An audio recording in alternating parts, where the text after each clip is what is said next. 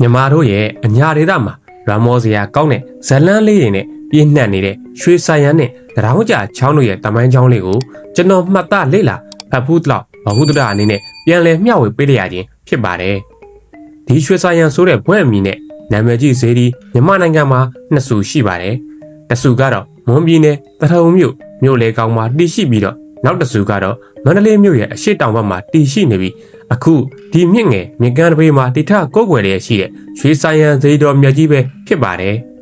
။ဒီရွှေဆိုင်ရန်ဇေဒီရဲ့ဘုရားဓာယီကာမကတော့ရှမ်းမင်းသမီးလေးစောမွန်လာဖြစ်ပါတယ်။စောမွန်လာမင်းသမီးလေးကဗကံပြည့်ရှင်အနော်ရထမင်းကြီးရဲ့မိဖုရားတစ်ပါးဖြစ်ပြီးအရင်ခေတ်ကတော့ဗကံပြည်နဲ့ရှမ်းပြည်ရဲ့နှစ်ပြည်တော်ချစ်ကြည်ရေးကိုရှေးရှုပြီးတော့စောမွန်လာရဲ့ခမဲတော်ဖြစ်သူကအနော်ရထမင်းကြီးစီကိုစောမွန်လာကိုဆက်တတ်လိုက်တဲ့အတွက်စောမွန်လာကအနော်ရထမင်းကြီးရဲ့မိဖုရားတစ်ပါးဖြစ်လာခဲ့တာပါ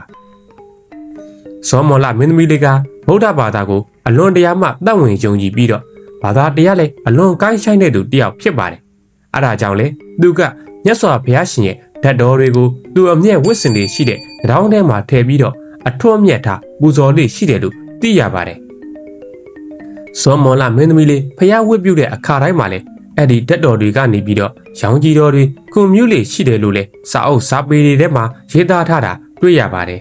။ဒီစောမော်လာမင်းသမီးလေးကိုအနော်ရထမင်းကြီးကအလွန်ရေးပေးတဲ့အတွက်ကျန်တဲ့မိဖုရားတွေကမိန်းမတို့ရဲ့သဘောတဘာဝအတိုင်းမနာလိုဖြစ်ခဲ့ကြတာကနေစပြီးဒီဇလန်းလေးကအစပြုခဲ့တာပါ။ကျန်တဲ့မိဖုရားတွေဟာစောမွန်လာရဲ့တောင်ကနေပြီးတော့ရောင်ကြီးတော်တွေကွန်မြူတာကိုစုံမလို့ဆွဆွဲပြီးတော့အနော်ရထမင်းကြီးထံကိုတွားရောက်ပြီးဂုံကျော်စကားဆိုကြပါတယ်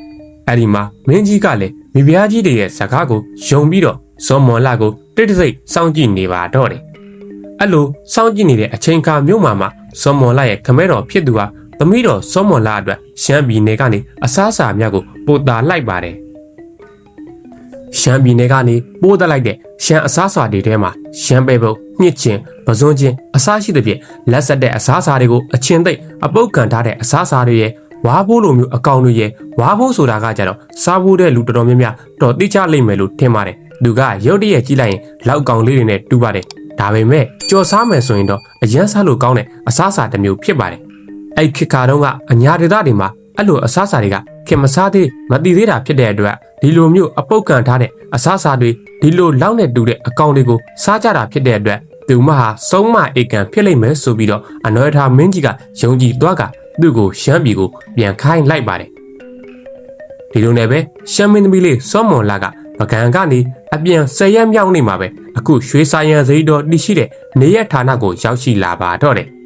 ရောက်ရှိလာပြီးတော့အဲ့ဒီစမ်းကြောင်းလေးဘေးမှာပဲသူကမောပန်းလွန်းတဲ့အတွက်ကြောင့်မို့ဆင်းပြီးတော့ရေချိုးတဲ့အချိန်မှာပဲသူ့ရဲ့နှောင်းတစ်ဖက်ကရေထဲကိုကြာသွားခဲ့ရပါတယ်။ဒါပေမဲ့အဲ့ဒီနှောင်းကရေထဲမှာမနေဘဲနဲ့သူ့ရဲ့ဥကောင်းအထက်ကောင်းကင်မှာစာပရိငှက်ကလေးတွေဝိုင်းပြီးတော့ရှိနေတာကိုသူတွေ့ခဲ့ရပါတယ်။အဲ့ဒီအခါမှာပဲစောမွန်လာကအဲ့ဒီအရက်မှာသူ့ရဲ့အဲ့ဒီနှောင်းကိုထာပနာပြီးတော့9000ပြည့်ဇေဒီတော်ကိုတီထကိုးကွယ်ခဲ့ပါတယ်။ဇေဒီရဲ့ဘွဲတော်ကိုတော့စာပရိငှက်တွေဝန်းရံနေတဲ့နှောင်းကိုထာပနာပြီးတီထားတာဖြစ်တဲ့အတွက်ကြောင့်မို့ရွှေဆိုင်ရန်ဇေဒီဆိုပြီးတော့ဘွဲတော်ဆက်ကပ်ခဲ့ပါတယ်။ပြီးတော့မင်းသမီးလေးနှောင်းကြားခဲ့တဲ့ချောင်းကတော့ယနေ့အချိန်ထိနှောင်းကြားချောင်းဆိုပြီးတော့နာမည်တွင်လျက်ရှိပါတယ်။ဖရပွဲတော်တွေမှာဆိုရင်တော့အဲ့ဒီနှောင်းကြားချောင်းထဲမှာကျွန်တော်တို့ဆက်လေးတွေစီအပန်းပြေရေမြချိုးလို့ရပါတယ်။မင်းသမီးလေးစောမွန်လာဟာပကံကနေပြီးတော့ရှမ်းပြည်နယ်ကိုပြန်တဲ့လမ်းတစ်လျှောက်မှာရွှေဆိုင်ရန်ဇေဒီအပေါင်းဝင်စုစုပေါင်းဇေဒီ9စုတီထကိုးကွယ်ခဲ့တယ်လို့လည်းအဆိုရှိပါတယ်